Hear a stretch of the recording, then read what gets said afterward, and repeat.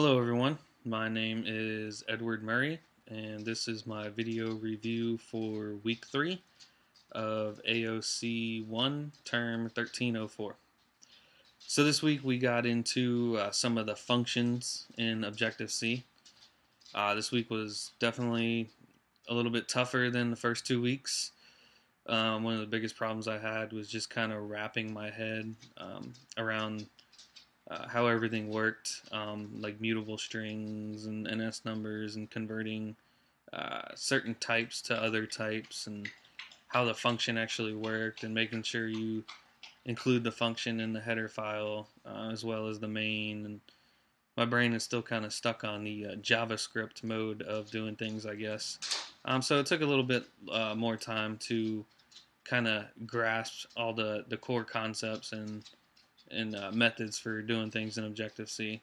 But ultimately, the last night, everything kind of came together. Everything kind of clicked, and I was able to get it done. So it wasn't too bad. So this week, we had to make a couple of functions. We had to create an add function, which took 2 integers and added them together and displayed the result in an alert view. We had to create a compare function, which compared to 2 numbers and checked whether they were equal. And then the other function we made was the append function. This was to take 2 strings and append them together to make 1 string. And the last one was the display alert view to display all of these results. So you can see here I have my iPad and my little application there, and it runs through and calls all of the functions.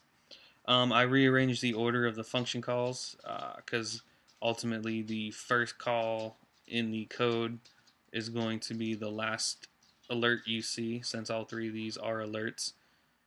So just to kind of make the flow a little better, I kind of rearranged the order of the calls.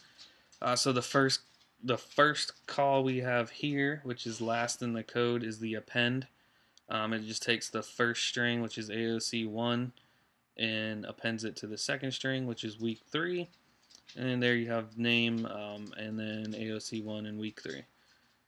And then the second one we come on is the added function, taking the 2 numbers and adding them together, and the value comes back as 10. And then the very last one is the compare. This one was, I think, the toughest for me. Mostly because I'm taking the 2 numbers and comparing them to make sure they're equal, and then I'm returning the actual boolean as a string.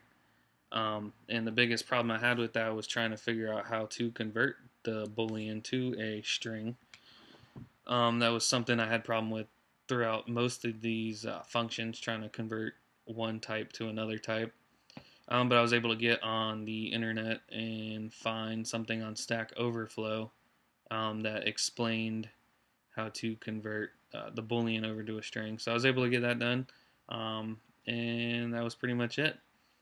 Hope you all had fun this week. I know I did. It was stressful at times. I wanted to pull my hair out, but once everything started clicking, it was actually quite fun.